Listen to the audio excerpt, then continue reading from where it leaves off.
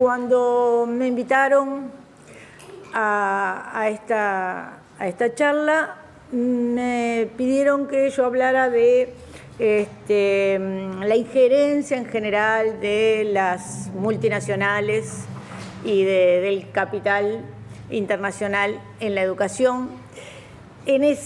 Por ese entonces, en esos meses, yo estaba recién enfocando el tema de UPM y como que me había absorbido, y le planteé a los compañeros que quizás no estaba en condiciones de hablar de otra cosa que no fuera del proyecto de UPM.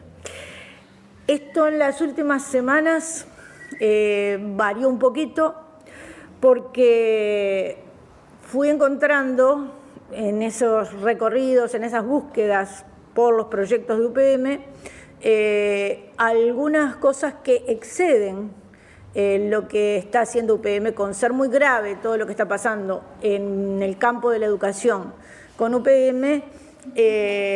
Algunas de las cosas que están planteadas en el ámbito de UPM exceden ese ámbito y se plantean también en otros lugares de la educación.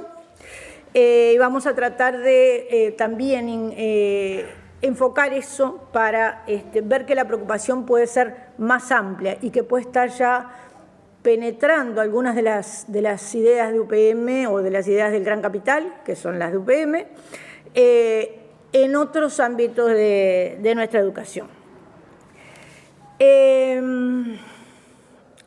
Bueno, el tema de educación está llegando siempre con un poco de atraso en este tema de la instalación de UPM. Yo creo que por el impacto que tuvo, lo medioambiental, lo económico y aún lo jurídico en el plano de la llegada de UPM, esto hizo de alguna manera que quedara un poco opacado el tema de los elementos que tienen que ver con la educación. Sin embargo, a pesar de este opacamiento, los efectos y las formas de llegada de UPM son absolutamente invasivos y tan devastadores de nuestra cultura como lo es en el plano medioambiental la llegada de la planta. Y también violatorios, creo que esto lo va a enfocar Alma, de la autonomía y la soberanía nacional en el plano educativo.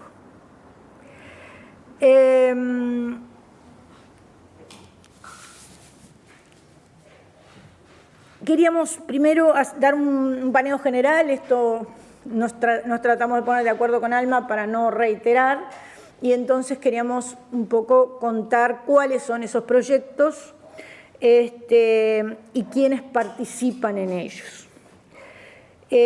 Por un lado tenemos la participación de instituciones públicas, estatales, y por el otro lado instituciones privadas y extranjeras, en una suerte de asociación público-privada muy importante y muy grande. Por el lado de los privados tenemos a la Fundación UPM, a la Universidad Católica, a la Universidad de Montevideo, a la Fundación Jóvenes Fuertes, financiada por UPM, universidades finlandesas, colegios y liceos privados, y otra fundación de Jóvenes Emprendedores, que después nos va a merecer un pequeño capítulo aparte porque es una institución que hace bastantes más años que UPM que está, y es parte de lo que queremos ver de esta amplitud de las propuestas. Por el otro lado tenemos al Estado uruguayo casi en su conjunto, toda la ANEP, con cada uno de los consejos desconcentrados, CFE, CEIP, secundaria, UTU, UTEC, INEFOP, MEC, todos interviniendo en esta organización de los proyectos educativos. ¿Cuál es el lugar de cada uno? O sea, de los, por un lado, los entes estatales y por el otro, los privados. Por un lado, tenemos a los entes estatales que proporcionan la infraestructura, todas las instituciones públicas de enseñanza están a disposición para la realización de los proyectos, o sea, se hacen en escuelas, liceos, UTUs, centros de formación docente, pero lo que es más grave es que lo que también está a disposición y lo que avala el Estado uruguayo es el proporcionar lo que podríamos llamar en términos económicos la materia prima a transformar, que son nuestros niños, nuestros jóvenes y nuestros docentes también. Eso también lo proporciona el Estado uruguayo. O sea que en este plano de la educación también podemos decir que estamos en un modelo extractivista, ¿no? De aquí se va a sacar la materia prima que UPM con la que va a trabajar cuando llegue. Por el otro lado, tenemos las instituciones privadas y aquí UPM lo que hace es asociarse con instituciones ya existentes que son afines a sus intereses, como lo son la Universidad Católica y la Universidad de Montevideo, para confiarles sus proyectos, la implementación de esos proyectos, pero también crea sus propias instituciones, como la Asociación Civil Jóvenes Fuertes, que ahora vamos a ver que tiene un protagonismo muy importante en una de las cosas que vamos a centrarnos, y la fundación que lleva su nombre, Fundación UPM, también financiada por la empresa.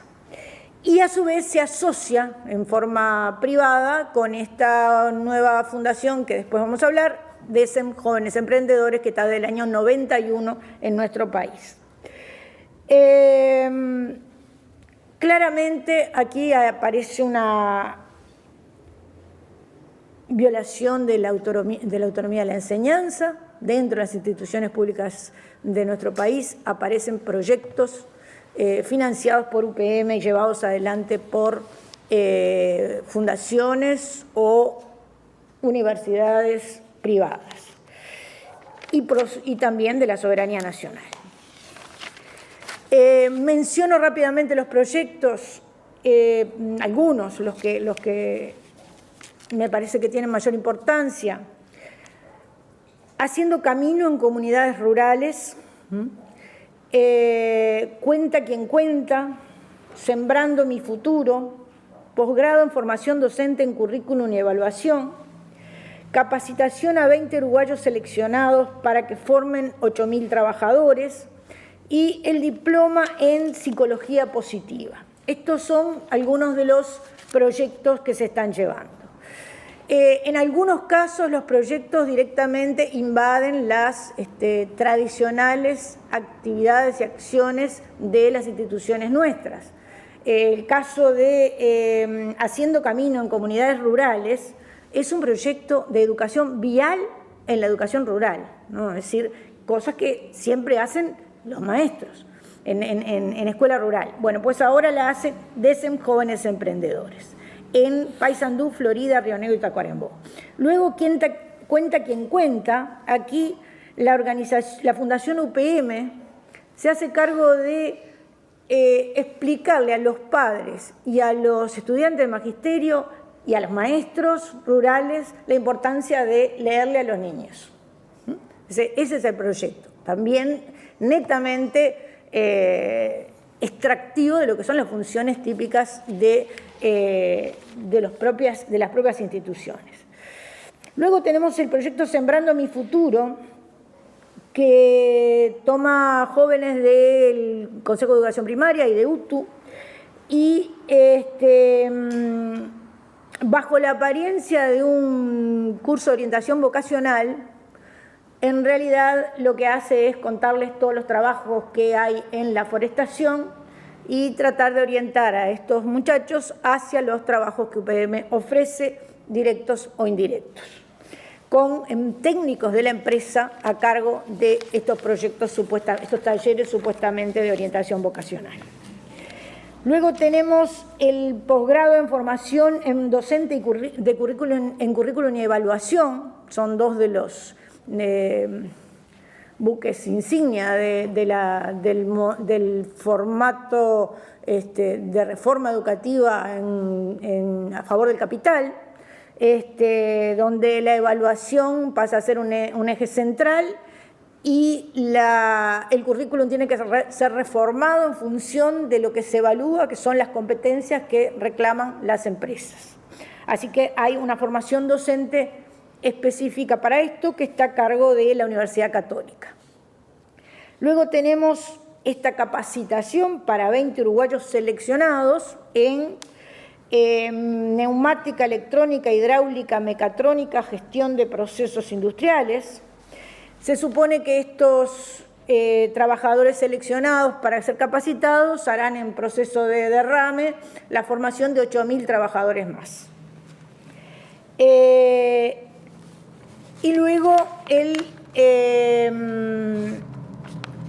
curso, el diploma en psicología positiva, que este es uno de los que nos centran la atención, porque quizás hemos trabajado mucho la idea de las competencias, la idea de la evaluación, los riesgos de la evaluación estandarizada, pero este tema de la educación en psicología positiva y de la educación emocional me parece que está poco trabajado y es uno de los que tiene una expansión que va mucho más allá de lo que está haciendo UPM hoy.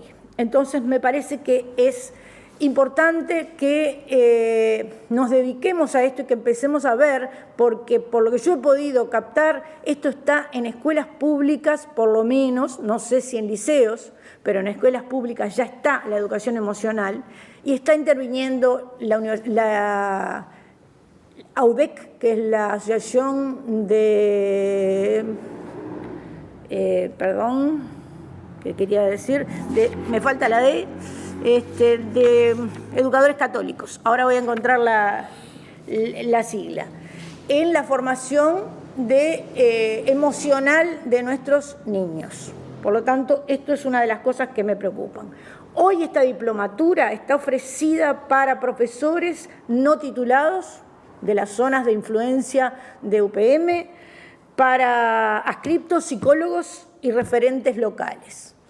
Y ya va por su segunda edición, una primera edición en el año 2017 que abarcó a 77 educadores de Río Negro, Soriano y Paysandú, y que tiene 8 módulos de duración, que ahora veremos los módulos porque el contenido interesa mucho, y 33 proyectos presentados por los egresados de la diplomatura que a su vez se transforman en referentes para la segunda edición.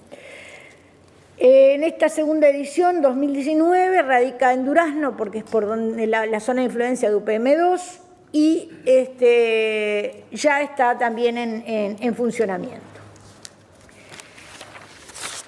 Les leo algunos de los módulos que se desarrollan en esta diplomatura en psicología positiva. Introducción a la psicología positiva, fortalezas, autocontrol, creatividad y perseverancia, estados mentales, resiliencia y optimismo, fortalezas, gratitud, asombro, capacidad de perdonar, valentía, liderazgo y amabilidad. Otras fortalezas, inteligencia social, apertura mental y esperanza, bienestar en el trabajo, que aplica una teoría que se llama teoría del fluir, que ahora vamos a ver un poquito mejor, y luego ese concepto estelar de inteligencia emocional. Todas estas cuestiones son las que se desarrollan en este proyecto de psicología positiva y nos encontramos con que la psicología positiva, indagando, se encuadra dentro de lo que se llama la psicología cognitivo-conductual, que es algo así como el nuevo nombre del conductismo, que siempre tuvo bastante mala prensa y que ahora con la palabrita esa distrae un poquito. Generalmente es de aplicación en el ámbito laboral, pero ahora también en el ámbito educativo. Y tiene como objetivo prevenir los efectos nocivos de las emociones negativas y potenciar las positivas. Dentro de esta psicología positiva tenemos un concepto también central, que es el de inteligencia emocional. También haciendo una pequeña búsqueda, recorrido, nos encontramos con antecedentes de este concepto de inteligencia emocional en psicólogos conductistas como Thorndike, que plantea no ya como inteligencia emocional, sino como inteligencia social. Y ahora en la década del 90, fines de la década del 90, Daniel Goleman, también norteamericano, define a la inteligencia emocional como la capacidad humana para percibir, expresar, comprender y gestionar las emociones. Este término de gestionar es clave, ¿no? O sea, hay que identificar las emociones, el sujeto tiene que ser capaz de percibirlas, expresarlas y gestionarlas, o sea, administrarlas, ¿no? No nos olvidemos que este término también es muy, muy clave. Para ello es necesario desarrollar destrezas, habilidades. Estas destrezas pueden entrenarse. O sea que podemos llegar a enseñar a controlar las emociones, especialmente las negativas, y a fortalecer las emociones positivas para evitar lo nocivo de las emociones negativas. Definen las emociones como impulsos con los que se reacciona a un estímulo. Así que acá también confirmación de esta acepción conductista de la psicología. Otra estrella que nos aparece acá es la neurociencia. Ahora todo lo que dice la neurociencia hay que hacerle reverencia. Bueno, la neurociencia también se pone al servicio de la psicología positiva y de la inteligencia emocional. Y dice dónde están radicadas las emociones y cómo se reacciona a cada estímulo. Entonces ahí está el fundamento cientificista para que los psicólogos positivos trabajen con la inteligencia emocional. Por lo tanto, hay que aprender a responder en base a nuestras emociones, o sea, a regularlas y controlarlas. Y en esta concepción conductista, aprender se reduce a adquirir o perder conductas. Así que lo que tengo que hacer es entrenar al tipo para que responda positivamente y use sus emociones positivas para el rendimiento. Esto es parte de lo que hoy se llama, además de inteligencia emocional, educación del carácter. O sea, tenemos que formar el carácter del trabajador. Y hay que desarrollar, entrenar la inteligencia emocional, lograr que se controlen las emociones negativas, comportarse de una manera socialmente aceptable, ver las actuaciones negativas, las situaciones negativas como reto para mejorar el desempeño y ser perseverantes. Esto nos llevará al éxito y a la felicidad. O sea que es un camino a la felicidad lo que nos están proponiendo, ¿no?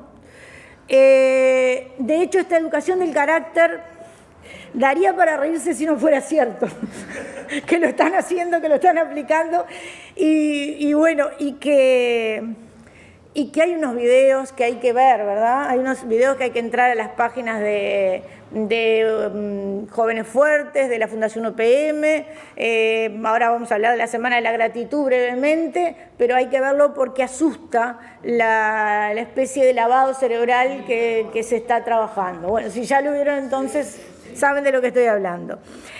Esta pasa a ser una de las 6 competencias básicas que el capitalismo actual le está exigiendo a la educación para formar los trabajadores de hoy y de mañana, ¿verdad? Que son la ciudadanía, la cooperación, la comunicación, la creatividad, la criticidad y el carácter. Estas, por ejemplo, fueron definidas en el mega evento del Antel Arenas que se llamó Enlace 360, donde la Red Global de Aprendizaje Profundo presentó esto.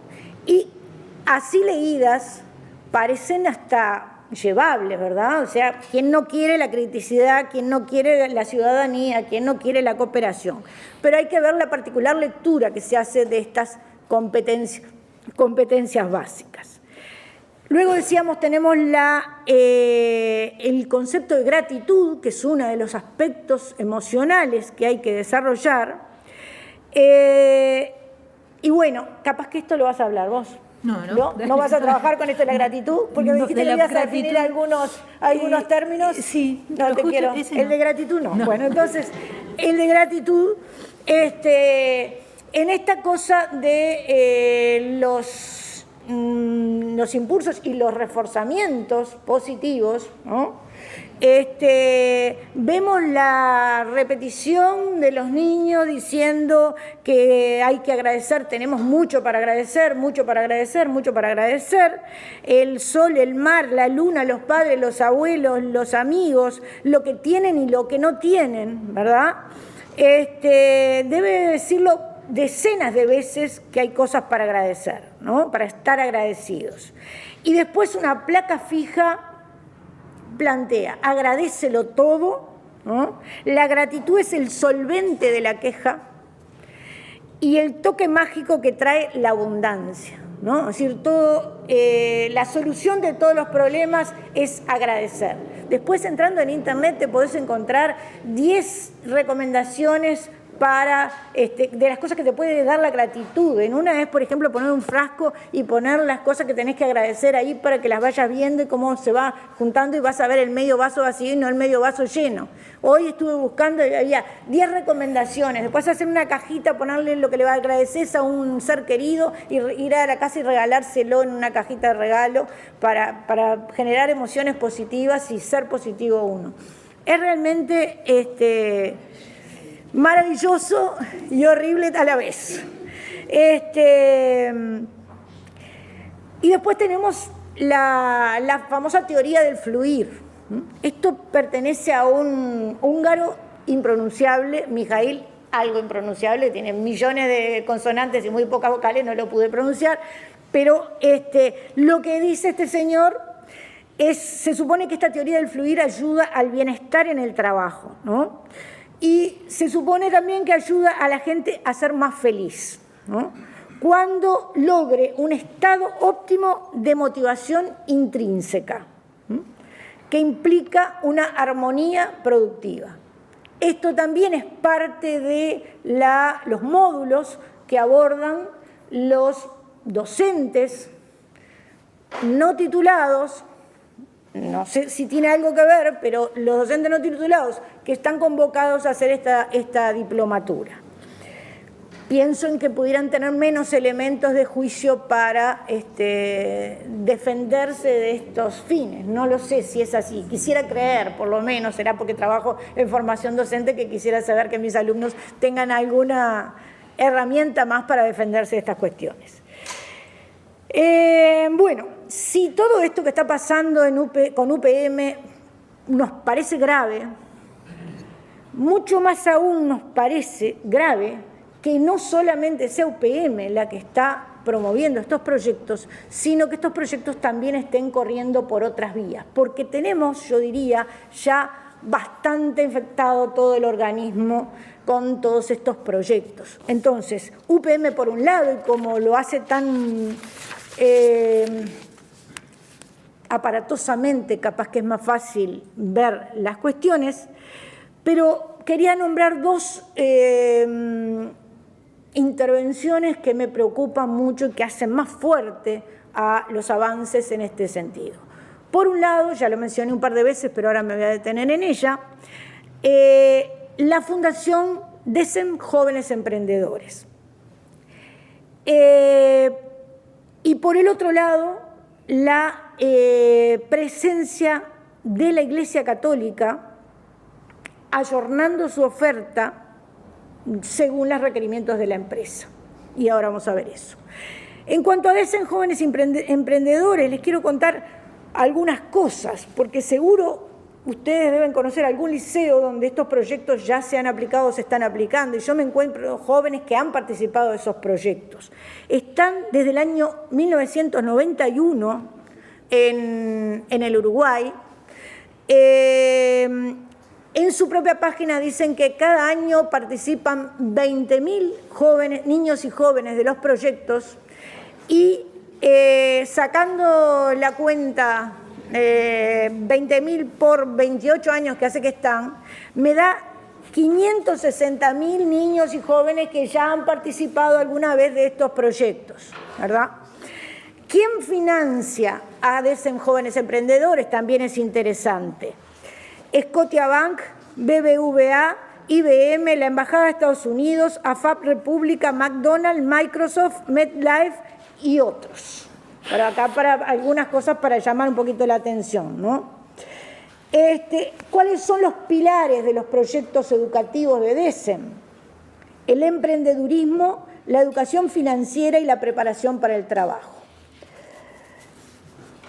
Algunos programas, solo los titulares para que vean si les suena. Una se llama Empresas Juveniles, Camino al Éxito, Tú puedes ser uno, Andanzas y Finanzas, las ventajas de permanecer en la escuela, Economía para el éxito, entre otros. Entre el año 2007 y 2008, a la TD de primaria le llegó la denuncia de algunos de estos proyectos de DECEM en las escuelas. Por ejemplo, un proyecto que era de educación financiera le proponía al nene de la escuela: véndete en las entrevistas de trabajo.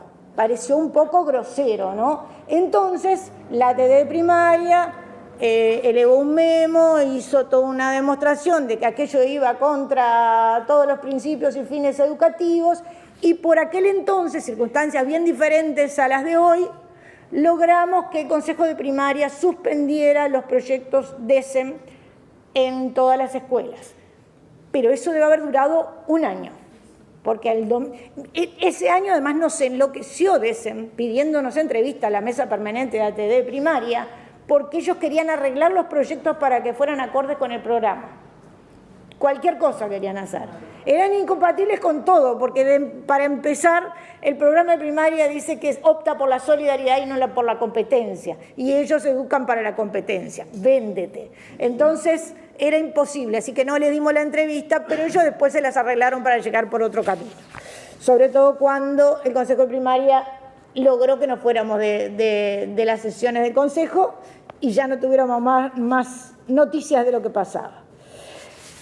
Y ahora, bueno, ahora están insertos con todo el impulso que les da UPM, porque están llevando adelante varios de los proyectos de UPM.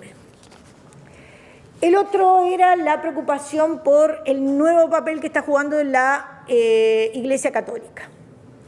El otro día, dando clases en el Instituto Normal, hablando de la educación emocional, dentro de la relación entre educación y trabajo, unas alumnas de magisterio me dicen: en la escuela nuestra, escuela aprender, llámese escuela pobres, ¿no? Que los eufemismos son infinitos, pero ahora se llaman aprender las escuelas de la pobreza. Entonces, Me dicen, en nuestra escuela están aplicando un proyecto de educación emocional. Ajá, muy bien. ¿Quién lo aplica? Los maestros. ¿Pero ¿de dónde viene? Ah, no, viene de Cataluña y lo importan. Entonces aplican todas las actividades que les dicen que tienen que aplicar, incluso las evaluaciones de múltiple opción. Evaluaciones de múltiple opción para evaluar las emociones, ¿no? Y este mismo sábado, estaban invitadas a participar mis practicantes, las estudiantes de magisterio, en el Colegio Liceo Clara Jackson de Heber, en un congreso de educación emocional con instituciones públicas y privadas. Hay uno de los proyectos, aunque las instituciones católicas también están haciendo proyectos de educación emocional, hay un proyecto que se aplica en escuelas públicas que se llama Educación Emocional en Contextos Vulnerables. O sea, que se ve que hay más preocupación por ver cómo manejan las emociones los pobres. Y entonces la educación católica está ayudando a que los pobres manejen las emociones negativas, que no se vayan a enojar, que no vayan a reaccionar contra la sociedad que los condena, ¿verdad?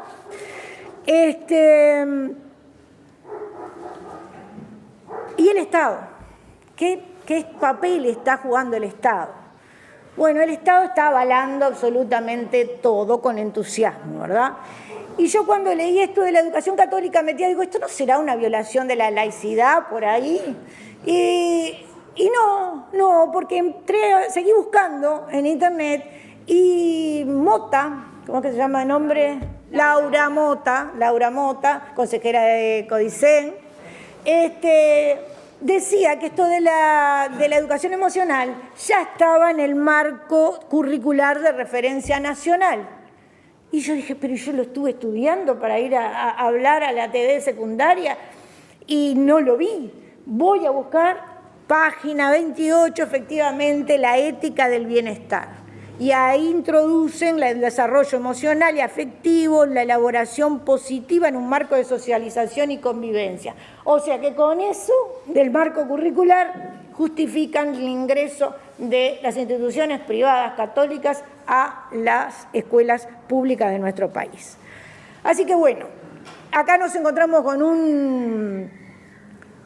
una alianza muy gruesa y grande, fuerte, pesada, donde está el Estado, el capital, las empresas en particular, pero el gran capital en general, y como si fuera poco, la Iglesia Católica. Acá la Iglesia Católica, en otros lados serán otras iglesias, pero acá la Iglesia Católica.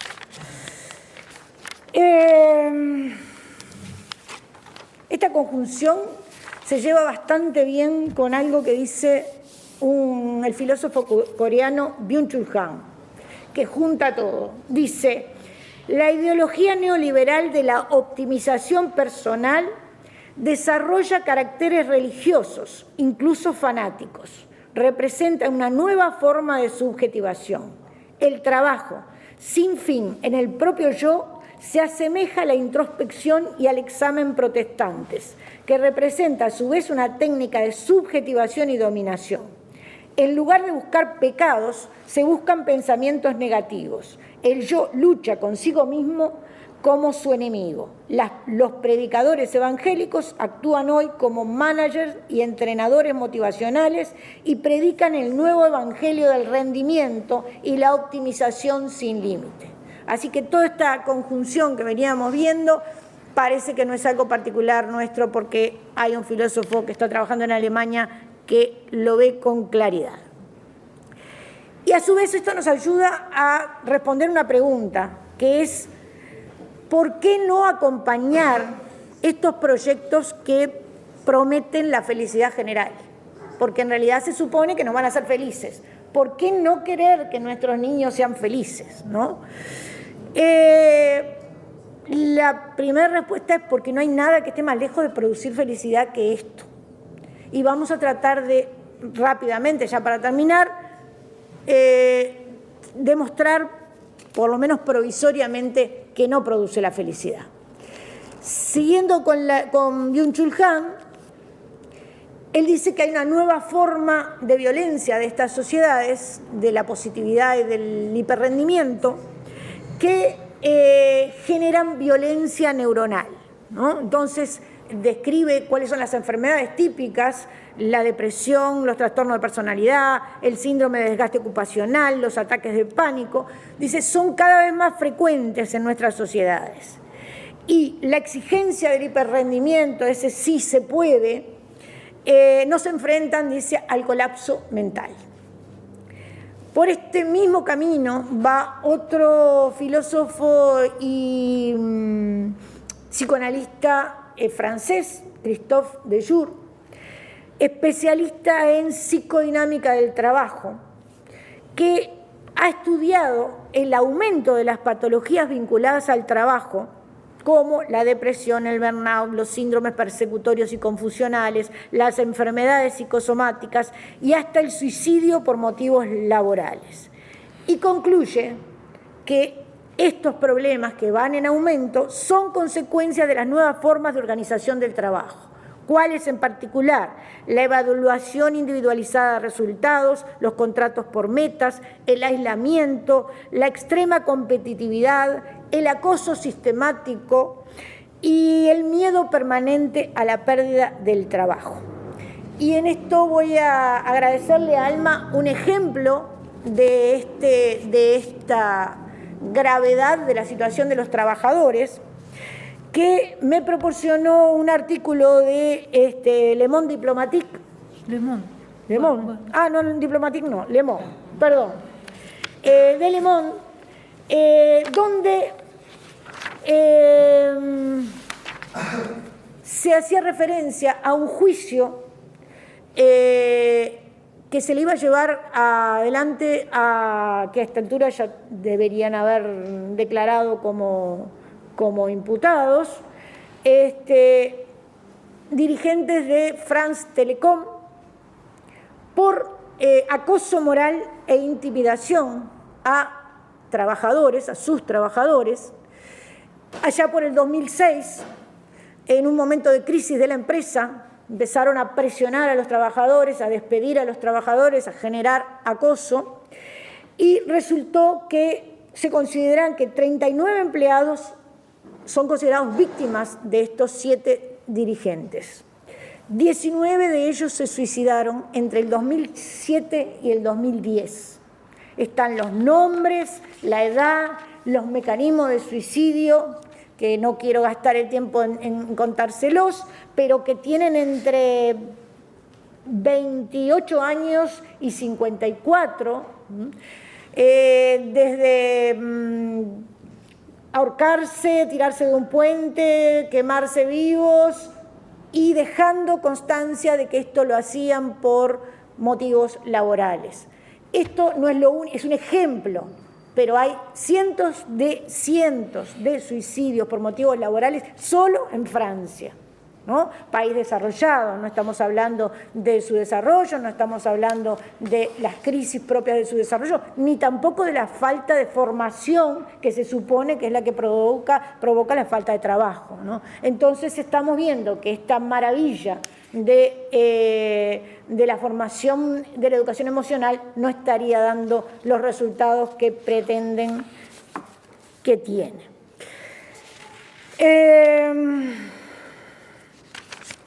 ¿Qué hacer? Aunque sea 3 líneas, quería decir. Me parece que primero denunciar la existencia de estos proyectos se hace imprescindible. Creo que mucha gente todavía no tiene mucha información, ni siquiera en el ámbito de nuestros propios compañeros de trabajo, o sea, los docentes. Luego, hacer comprender las consecuencias nefastas para la vida, porque hay gente que está aplicando ingenuamente estos proyectos. ¿Y qué tiene de malo la educación emocional? Está bueno que los niños, tenemos una literatura, tenemos libritos, tenemos películas, tenemos todo. Entonces, porque si es una cosa tan general, ¿qué de malo va a tener? Así que eduquemos emocionalmente, ¿no? Luego, partir de usar el estado de cierta alerta que ha provocado la presencia de UPM, pero también alertar sobre la expansión de estas exigencias del capital a la educación en otros ámbitos que se está metiendo en las instituciones suavemente, sutilmente y expandiéndose. Creo que es una lucha difícil la que nos espera, porque además hay que para poder resistir, hay que revisar nuestras categorías de análisis, las que se adecuaron a la resistencia al modelo de capitalismo industrial. Tenemos que volver a pensar estas cosas y tenemos que hacer una especie de docencia interna dentro de la docencia, tenemos que trabajar. Yo cuando me enteré de que había colegas que estaban trabajando con ese proyecto, con el que las gurisas decían, los maestros no estaban de acuerdo, pero lo aplicaban igual. Entonces, digo, ¿cuánto tenemos que trabajar con el compañero que está en la clase de al lado, que no le parece? El otro día me enteré que en un liceo, tristemente, no se pudo hacer una charla sobre UPM porque los colegas en una coordinación se negaron a hablar del tema. Nos enfrentamos a dificultades. Pero bueno, los que estamos acá con este frío, supongo que, y un sábado de noche, somos los que estamos resistiendo hace mucho tiempo, o los más jóvenes no hace tanto tiempo, pero son fuertes evidentemente. Así que bueno, Alma, te paso la posta. Bien, buenas tardes a todos y muchas gracias por la invitación. Como decía Danae, ya somos habitués. Sí, habitués, tenemos prontuario ya en el lugar. El título yo voy a seguir con el tema de la enseñanza, UPM, en la enseñanza y en particular vinculado a la laicidad, a la cuestión de la laicidad, y empleé un título, ¿no?, donde pongo acá crédula laicidad. Voy a tratar de ver si al final de lo que diga queda más o menos explicada por lo menos el propósito de este título, aunque en parte con lo que estuvo diciendo recién Danae, con la historia del vaso, con los papelitos que uno llena con los deseos cumplidos o por cumplir. Bueno, eso no sé si es credulidad o ya superstición o qué tipo de práctica mágica es.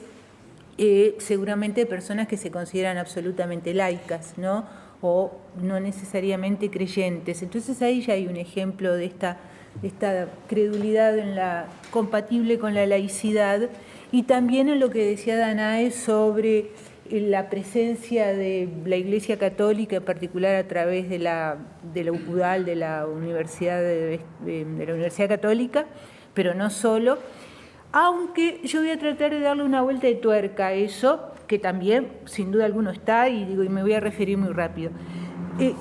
Voy a dar por sentado entonces que por las cosas que había y por lo que acaba de exponer Danae, que la dimensión omnipresente de la Fundación UPM en todo el sistema de enseñanza público uruguayo está más o menos conocida por los que estamos aquí, ¿no?, en todos los niveles, desde la universidad hasta primaria, en todas las ramas, ¿no?, en primaria, escuelas rurales, escuelas no rurales, de tiempo extendido, de tiempo no extendido, en secundaria, ciclo básico, bachilleratos, UTU, formación docente de maestros, formación docente de secundaria, en fin, abarca todo, está en todos lados, ahí hay una omnipresencia. Eso lo voy a dar por ya que lo tenemos más o menos conocido. Solo me gustaría agregar algo con respecto a la universidad, que hasta ahora no lo vemos, la universidad pública, ¿no?, la Universidad de la República.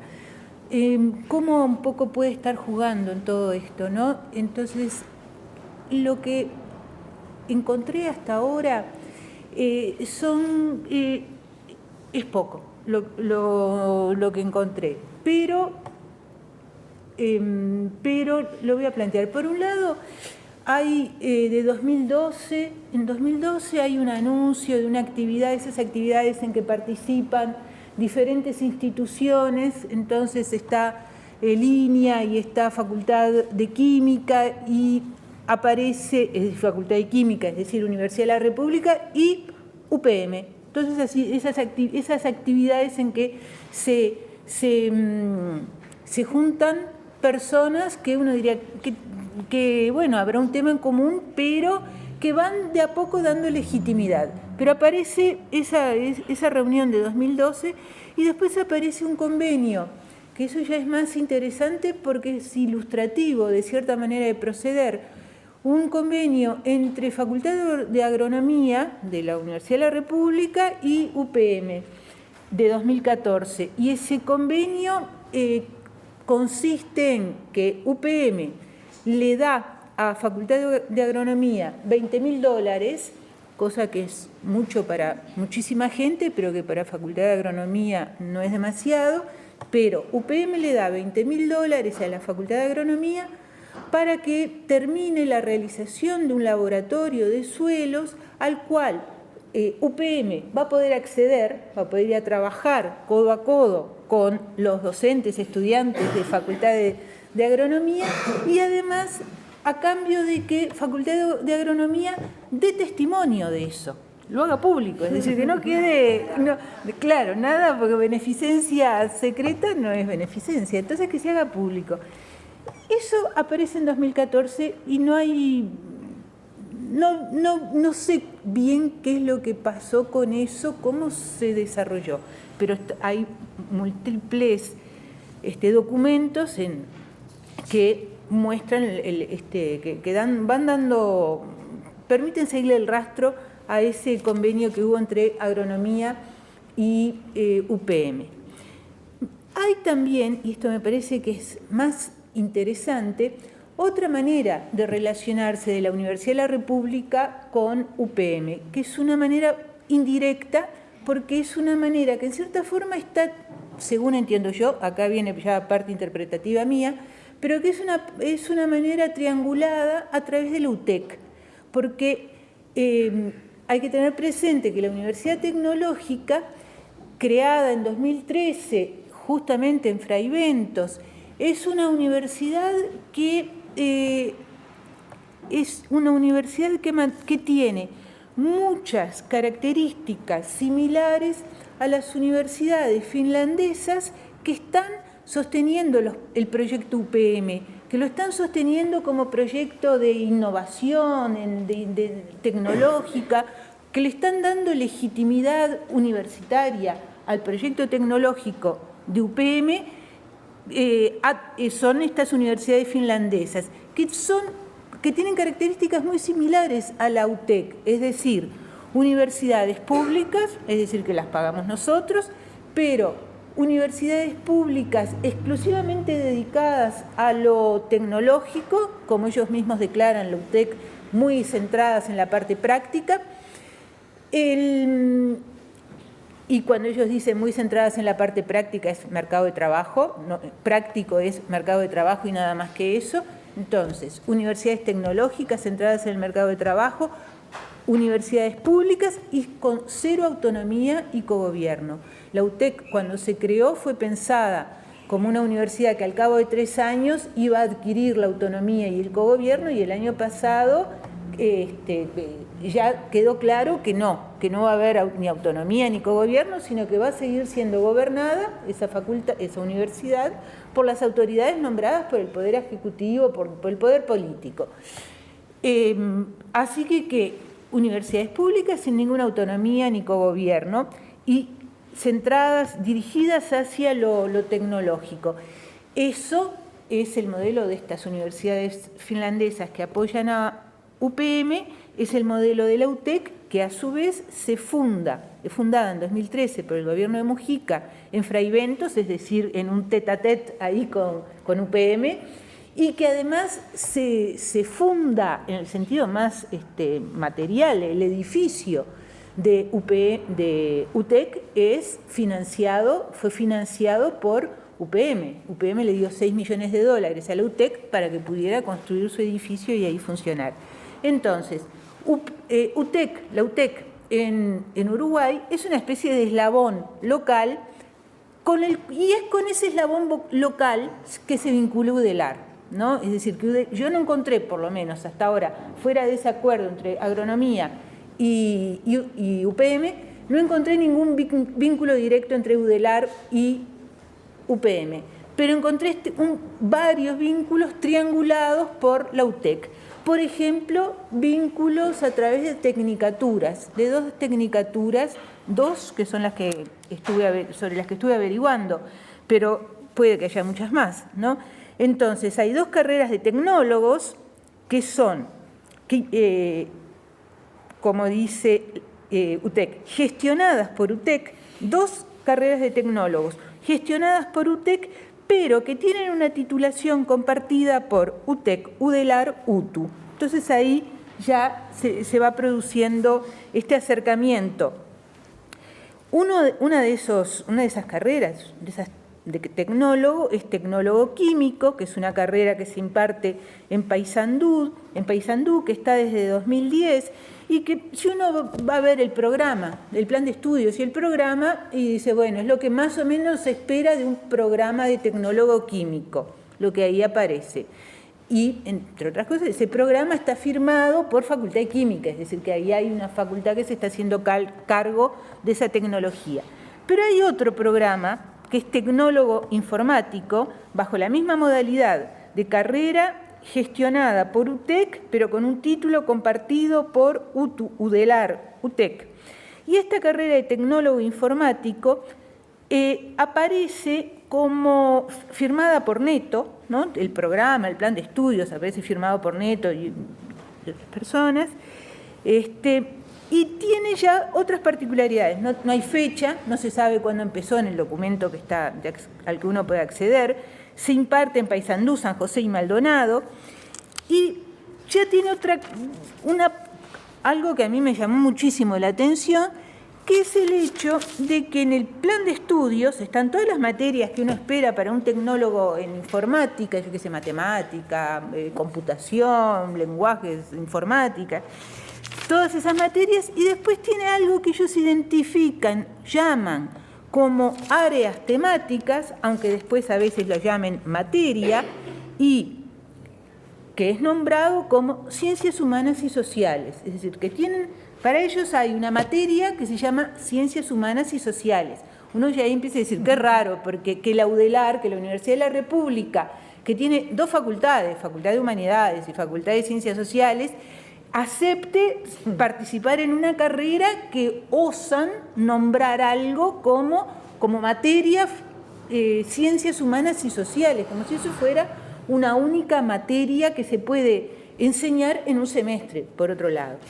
Entonces, está eso, y después cuando uno va a ver qué dicen sobre esta materia de ciencias humanas y sociales, dice, el objetivo de esta materia es el planteo y análisis de temas relacionados con aspectos sociales del desempeño profesional y con el impacto de la tecnología en el medio social y ambiental, así como la adquisición de nociones básicas sobre el comportamiento de la sociedad. Y ahí volvemos a esta idea de casi etológica, ¿no? El comportamiento de los delfines, el comportamiento, no sé, de las abejas en la colmena, el comportamiento así, de la sociedad, y eso se da como un tema más en un semestre de esa materia, ciencias humanas y sociales. Y eso está avalado por UTEC, Universidad de la República. Así, no se sabe qué facultad, pero Universidad de la República. Después, cuando uno va más particularmente al programa, ya en términos de semestres y de cosas, encuentra una materia que también se llama Relaciones Personales y Laborales. Un semestre, ¿no?, de comunicación oral y escrita, 2 semestres de inglés, un semestre de relaciones personales y laborales. Y uno también dice, qué curioso, ¿no? Qué curioso, cómo es posible que la Universidad de la República esté avalando esta idea de que es posible enseñar en una materia las relaciones personales. ¿desde qué mundo? ¿Desde qué perspectiva? Y bueno, un poco la de enseñemos a comportarse y cómo nos comportamos, ya no solo relaciones laborales entendidas como legislación laboral, porque relaciones tendría que ser más bien legislación laboral, no relaciones, pero además un paso más, ¿no? Relaciones personales. Bueno, esto creo yo que son maneras en que está teniendo la Universidad de la República de relacionarse de una manera casi vergonzante, pero relaciona al fin con UPM a través de la UTEC. Después, otro ejemplo podría ser un encuentro que hubo en abril de 2019, hace poco, en la ciudad de Fraiventos también, en ese encuentro en que se trataron cuestiones de educación, de arte, de cultura, y que fue propagandeado como el primer encuentro educativo con esas características en que se habla de educación, de arte y de cultura, participó ANEP, UTEC, MEC, UDELAR. Y ahí cuando uno va a ver quiénes, con nombre y apellido, bueno, encuentra jerarcas de ANEP, ¿no? Pero que hasta hace 2 minutos o que todavía están en la universidad, digo Antonio Romano, ¿no? Que es un jerarca de la universidad, un jerarca del CODICEN, de ANEP, pero que es colega es colega mío, facultad. Y por otro lado, bueno, algunas personas él participó en esto por el lado de ANEP, pero por el lado de la universidad, bueno, gente que ha estado muy vinculada, por ejemplo, a extensión universitaria, ¿no? Entonces uno dice, bueno, la Universidad de la República, o ciertos sectores de la Universidad de la República, o algunos individuos de la Universidad de la República, pero presentándose siempre como Universidad de la República, como institución, no como cuando como institución, no a título individual, claro, no a título individual, sino como institución, están ahí relacionándose con UTEC, con UPM a través de UTEC. Para ir un poco en el sentido de lo que estaba diciendo Danae, si ustedes entran también en la página de UTEC, van a ver que lo que aparece como lemas o como maneras de organizarse, de presentarse, es los valores de UTEC, la visión de UTEC, la misión de UTEC, los lineamientos estratégicos. Visión, misión, son términos que uno tiene asociado al vocabulario religioso de manera casi directa, ¿no? La visión, la misión. Y es una universidad pública, ¿no? Que maneja este tipo de vocabulario. Bien, por un lado esto, por otro lado, entonces, junto a esta especie de omnipresencia, ¿no? del mundo UPM en nuestra enseñanza pública en todos los niveles, me gustaría a mí referirme a 2 expresiones bastante recurrentes en estos discursos. Una de ellas es la expresión comunidad, del cual había empezado a hablar la otra vez que nos juntamos en ADES, yo había empezado a hablar de comunidad, porque hay un uso recurrente en los discursos, en lo que dice la Fundación UPM, y no solo, ¿no?, lo que dice UPM, como recién hablábamos, pero hay una recurrencia del término comunidad. Y yo pienso, bueno, nosotros en general, nosotros los hispanohablantes, cuando hablamos de comunidad, decimos comunidad de hispanohablantes, comunidad de sordos, comunidad de educativa, comunidad de, yo qué sé, gays, comunidad de... Y lo que se está diciendo ahí, se está diciendo que hay un conjunto compuesto por individuos que tienen un rasgo común muy notorio, muy pertinente para todos los que participan de ese conjunto y que se los puede identificar como conjunto a partir de ese rasgo compartido. Hablar español, o estar vinculado al mundo de la enseñanza, o ser sordo, etcétera, etcétera. Entonces, por un lado hay tenemos esa manera de emplear el término comunidad. Tenemos también, ya que estamos acá, ¿no?, recordar el nombre propio Comunidad del Sur, ¿no?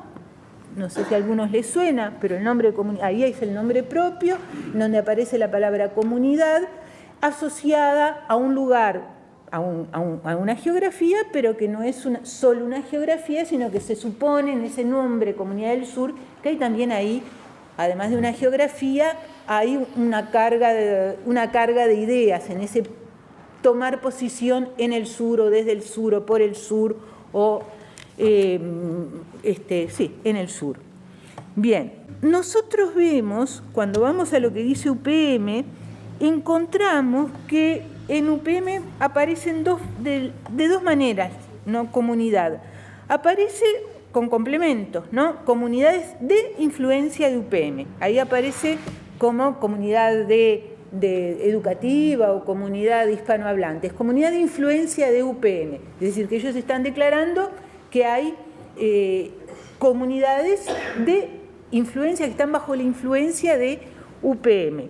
Lo que es bastante osado también como declaración, y tanto más cuando dicen cuántas son esas comunidades. Ellos declaran la existencia de 150 comunidades de influencia, y es tanto más osado cuando uno va a ver qué son o cómo qué es, porque ¿qué es lo que encuentra?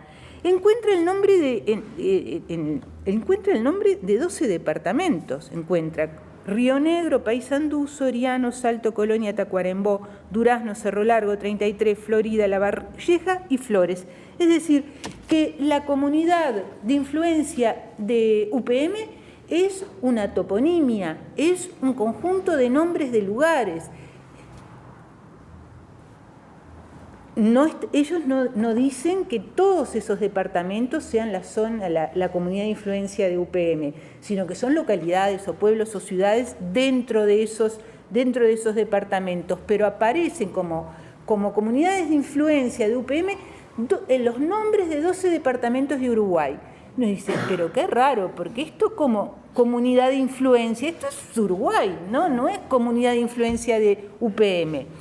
Es Uruguay, pero bueno, comunidad de influencia, así es una toponimia, algo que no sucede cuando decimos comunidad de hispanohablantes, que no está referido a ningún territorio, porque comunidad de hispanohablantes hay en Filipinas, en Puerto Rico, hay un desparramo por el mundo de comunidad de miembros de la comunidad de hispanohablantes o de sordos o de lo que sea. Acá comunidades, y ahora voy al segundo término, que es territorio, ¿no? Acá comunidad, cuando ellos están diciendo comunidad, están diciendo territorio. Y ahora voy a decir algo sobre esta segunda expresión que está tan presente en ellos. Pero, no, antes de ir a lo de territorio, me gustaría detenerme un poco en algo que dice FENAPES, en un documento de FENAPES de 2017.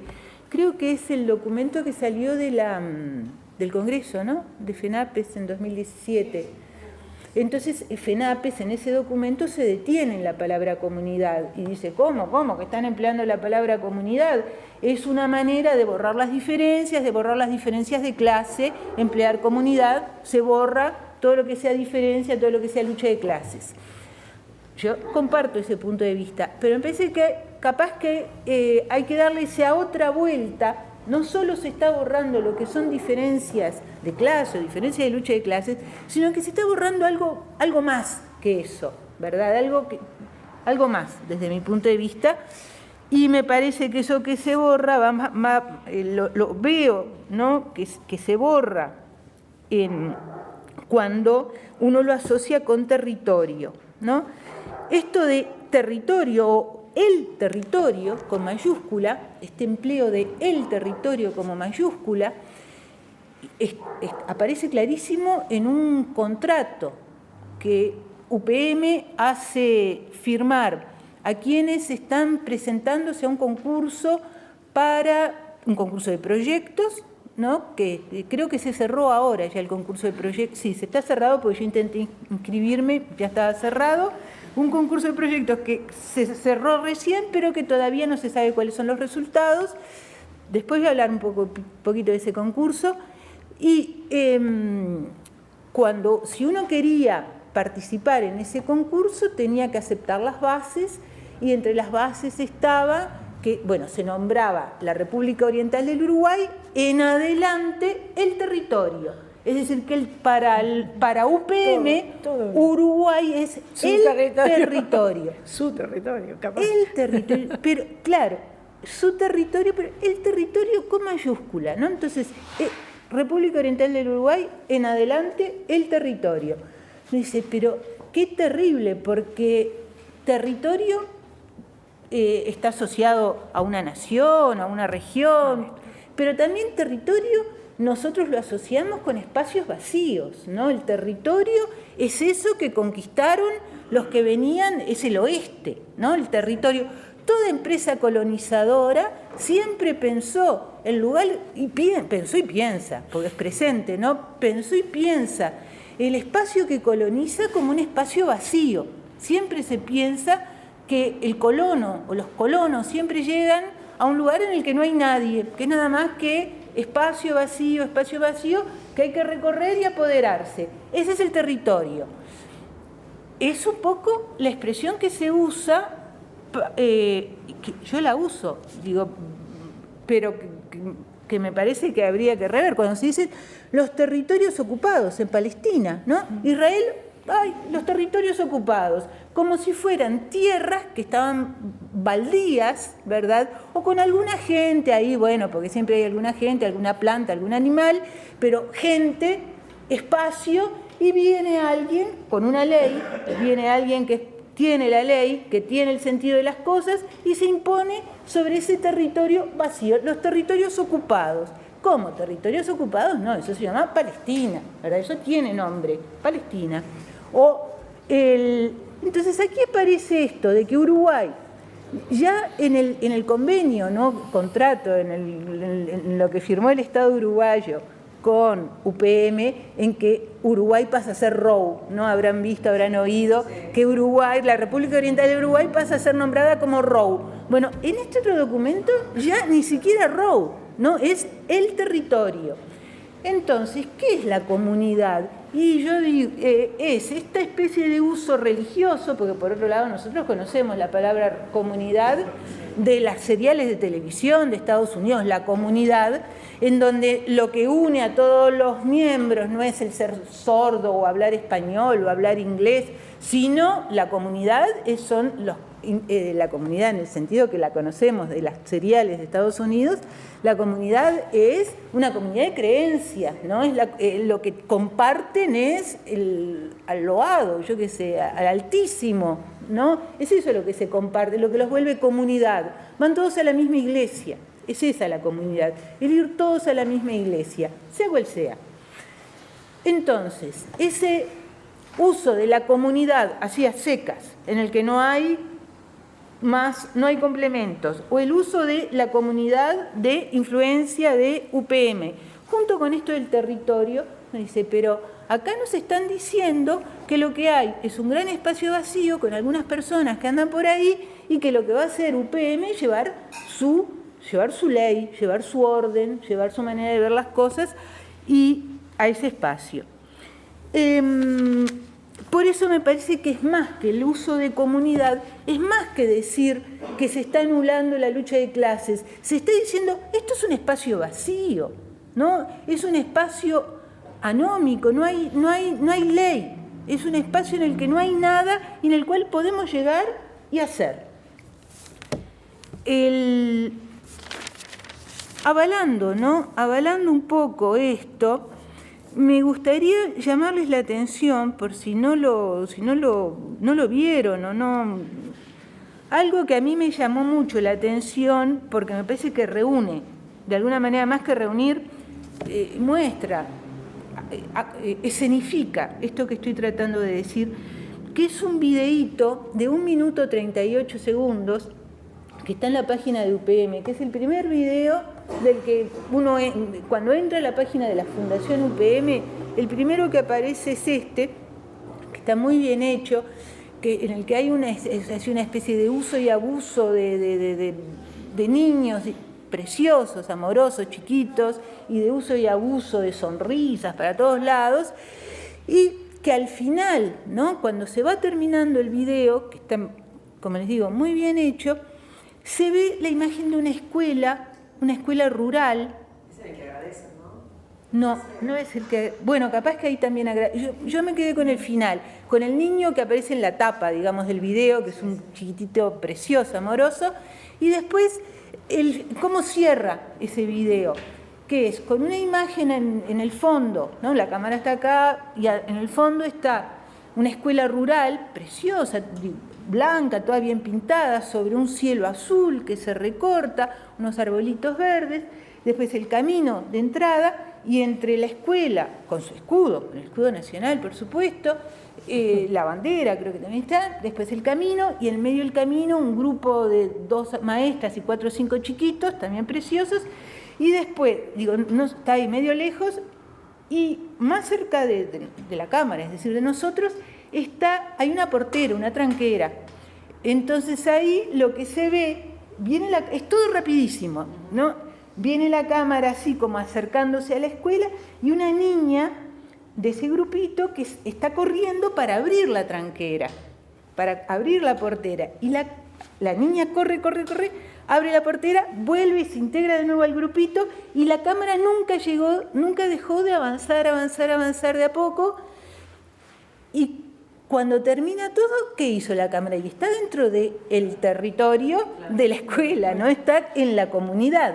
Y aparece en un gran cartel que había estado todo el tiempo del minuto 30, todos los 98 segundos, del video había estado arriba a la izquierda un cartelito, que se hace un gran cartel que dice creciendo juntos en el interior, creciendo juntos en el interior. Entonces, eso es la ocupación del territorio, es la cámara, que es la UPM, hecha cámara, que entra, es una penetración del territorio increíblemente, ¿cómo decir?, obsceno, ¿verdad?, por la transparencia, justamente por lo que se está diciendo. Claramente, la empresa está entrando en el predio de la escuela y están ahí la propio niño, una propia escolar es la que abre la portera para que entre y las maestras están esperando eso. Y ese es el crecimiento, ¿no? Entonces está lo más escalofriante es lo bien hecho que está, ¿no? Y aparecen cantidad de eslóganes como mejorar el acceso a la educación, etc. Bien, también dentro de esto de ocupar el territorio, yendo en el sentido de lo que decía Danae, la foto de la ceremonia, esto está de la semana pasada, del 26 de julio, 29 de julio es la fecha de la noticia, pero el 26 de julio, es decir, el viernes pasado, hubo una ceremonia de graduación de 27 profesores de Durazno que egresaron de este posgrado en currículum y evaluación dictado por Universidad Católica y dice así púdicamente UPM, impulsado por Fundación UPM, ¿no? Entonces es dictado por la Católica y púdicamente impulsado por Fundación UPM. Entonces hay una foto en la página de UPM, una foto de la ceremonia de graduación. ¿Y dónde están? Están en el salón de actos del Liceo de Sarandí del G, ¿no? Es decir, que esa conjunción UPM, la conjunción UPM, Universidad Católica, luego se materializa en el momento de la ceremonia, porque estos cursos son semipresenciales, tiene enorme cantidad de horas semipresenciales, se materializa en el espacio público del Salón de Actos del Liceo de Sarandí del G. Y en la foto hay, y eso todavía es más llamativo, hay un cura, no está con la sotana, pero está con el cuello eclesiástico, ¿no? Entonces ya en la foto está el cura, que uno supone fue el profesor, o alguna autoridad dentro de ese curso que, como decía recién Danae, secundaria, proveyó de infraestructura, de mano de obra, de carne de obra, yo qué sé, no sé, ¿no? Bien, todo esto, ¿no?, puede ser considerado como absolutamente lesivo para la laicidad, ¿verdad? Todo esto, este tratamiento del territorio como un espacio vacío y carente de ley propia. Un último ejemplo doy de esto, este concurso de proyectos educativos al cual me refería, que estuvo abierto hasta hace poco. Este concurso está destinado a elegir 2 proyectos, cada uno de los cuales va a recibir $20.000, ¿no? Que también era lo que le dieron a la Facultad de Agronomía. Aquí va a ser para proyectos que son en las zonas, en las comunidades de influencia, es decir, en los 12 departamentos, las condiciones que sean de aplicación en las comunidades de influencia y que sean proyectos educativos que deberán plantear mejoras educativas en una de las siguientes áreas: desarrollo de las capacidades humanas, por ejemplo, formación dirigida a educadores, es decir, que están interviniendo directamente, pero directamente a través de estas personas que van a ser las ganadoras de los proyectos, en la formación de educadores, en el desarrollo profesional, en nuevas competencias para la enseñanza, en herramientas para educadores y centros educativos, aplicación de TICs, herramientas de trabajo por proyectos, etc. Y luego, transformación en los entornos de aprendizaje, generación de cambios sociales y culturales en centros educativos y su entorno. Es decir, que UPM está queriendo intervenir, ¿no?, en la generación de cambios sociales y culturales en los centros educativos y fuera de los centros educativos, en el territorio de ellos. Esa zona de influencia es este territorio para colonizar, para imponer su ley. Entonces, por supuesto que el equipo evaluador de esto es Fundación UPM. Entonces ya uno puede decir, la laicidad fue el resultado de la lucha para construir la enseñanza como un espacio no religioso, ¿no? Cuando las grandes luchas, en algunos lados, ¿no?, más arduas, pero las grandes luchas por la laicidad fueron para que hubiera un espacio exento de autoridades religiosas, de autoridades eclesiásticas, autoridades de las fuentes letradas, ¿verdad?, de la Iglesia, exenta de las liturgias, de lo cultual, de todo lo que sea liturgia, de todo lo que sea cultural, es decir, espacios en que todo eso no estuviera. Lo que estamos viendo acá, que ya sea a través de la Universidad Católica, eso no se cumple, obviamente no se cumple. Pero me parece, ¿no?, que además de eso, ¿no?, además de esa presencia, yo qué sé, descarada en el salón de actos del liceo de Sarandí el G, de los curas, además de eso, ese espacio ocupado por autoridades, fuentes letradas y liturgias, se reconstruye también desde otra religión, que ya no es la religión de los curas y la religión católica, si bien esa está, ¿no?, por todo lo que estamos diciendo, esa está. Pero hay otra religión que es la que está reconstruyéndose desde dentro de la laicidad, desde dentro de la escuela pública, de la enseñanza pública laica, desde ahí se está reconstruyendo esta otra religión, que no es la católica, que ya está, que estaba y que cada tanto aparece, vuelve por sus fueros.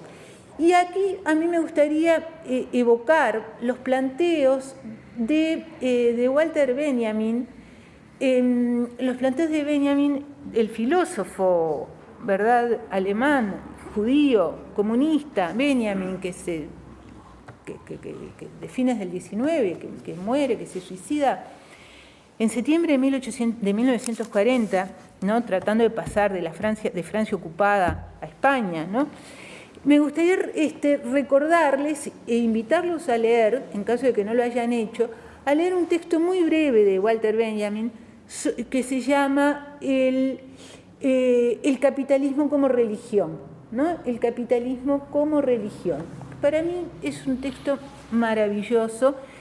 Me pregunto en qué medida lo que tú decías de este filósofo coreano, no hay una inspiración en Benjamin, porque nosotros conocemos, Benjamin lo conocía por supuesto, los planteos del filósofo y del sociólogo alemán un poco anterior, más joven que Benjamin, que de Weber, cuando decía, cuando analizaba las fuentes protestantes del capitalismo, ¿verdad? Es decir, que la religión protestante, con su ética del trabajo, trabajar, ahorrar, el ahorro, el trabajo y el trabajo, el examen de conciencia permanente, del cual no hablaba Danae, es estar constantemente haciendo examen de conciencia, autoexamen de conciencia, porque nadie va a venir a juzgarte, tenés que juzgarte vos.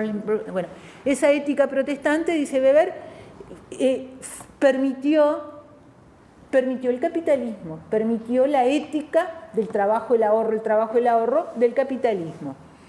Benjamin da un paso más adelante en eso y dice, no es que la ética protestante de la iglesia, la iglesia protestante permitió el capitalismo. El capitalismo es religión, es más que fue permitido por una religión, es una religión, solo que es una religión con ciertas características. Y ahí da 3 características que si uno las piensa, en cierta forma, de alguna manera están funcionando en todo esto que estamos viendo. Y están funcionando de manera mucho más cruda que como funcionaban en el 21, ¿no? Cuando Benjamin lo ve. ¿Cuáles son esas características? Por un lado, es una religión en la que no hay doctrina, no hay dogma. ¿Por qué se hacen las cosas? Y porque sí. ¿Por qué hay que trabajar? Y porque sí. ¿Y por qué y porque sí? Pero lo que hay es un culto permanente. Todo el tiempo estamos en la liturgia, en el cumplimiento de esa religión. Estudiar, trabajar, ser mejor, el culto a los progresos. Pero que no hay una doctrina, no hay un dogma como en la religión católica o en la religión cristiana. No hay dogma, solo hay culto, solo hay práctica. Estamos practicando todo el tiempo el capitalismo. Por otro lado, es una religión que por eso mismo se ejerce todo el tiempo. No hay días feriados, no hay tregua. Es una religión sin tregua. No, cuando estamos en domingo, que es lo que querían los católicos, ¿no? Que se respetara el domingo, que se respetara, Santa María, Navidad, todos los días dedicados al Señor, en esta religión del capitalismo no hay más domingo, ¿no? Que es lo que se ve, es lo que se ve, por ejemplo, en Francia, ¿no? El trabajo el domingo estaba prohibidísimo, absolutamente prohibido, salvo, por supuesto, todas las cosas que no podían no trabajar, hospitales, policía, cines, espectáculos. Los últimos años con Macron, lo que ha permitido el gobierno de Macron es que hasta las bibliotecas, ahí habría la discusión de hasta las bibliotecas, pero supermercados, todo, trabajo el domingo se trabaja porque el capitalismo es una religión sin tregua. No hay día de descanso, no hay momento que se pueda descansar. Estamos todo el tiempo en el culto al capitalismo. Y también es una religión sin perdón, no hay posibilidad, sin perdón, sin posibilidad de expiar. Todas las religiones, dice Benjamin, hay un momento en que, es el día en que expiamos, el día del perdón. En esta religión que es el capitalismo, no hay posibilidad de expiar nada. Estamos todo el tiempo teniendo que hacernos perdonar algo que nunca nos vamos a perdonar. Porque siempre tenemos la culpa. Porque el que es pobre, es responsable. Si es pobre es porque algo habrá hecho o algo no habrá hecho, mejor dicho, ¿no? Algo no habrá hecho. Entonces es una religión en la que no hay posibilidad de expiar y todo el tiempo tenemos que estar pagando, ¿no? Pagando algo que es inexpiable. Uno dice, todo esto que viene con UPM, ¿no? ¿Estamos tan lejos de esto que estaba viendo Benjamin? No, yo creo que para nada estamos lejos, solo que en la época, en el comienzo del siglo XX, cuando Benjamin está pensando esto, todavía la enseñanza tenía otro sentido, todavía la enseñanza era un lugar en el que había espacio para la transmisión de conocimientos, era el lugar en el que los conocimientos se transmitían. Mientras que en esto que estamos viendo y lo que estuvimos hablando, si hubo una palabra que estuvo ausente en todo lo que dijo Danae, en todo lo que puedo decir yo, si hay algo que está ausente es la palabra conocimientos, si hay algo que está es estudio. Son palabras que desaparecieron del discurso de la enseñanza vista por UPM, porque no es eso. De lo que se trata es más bien de impartir maneras de vivir, de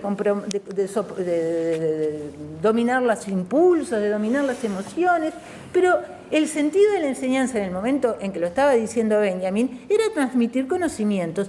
Eso en estos discursos queda totalmente de lado y lo único que queda es enseñar el culto, ¿no? Enseñar el culto de esta religión. Bueno, yo te dejo por acá.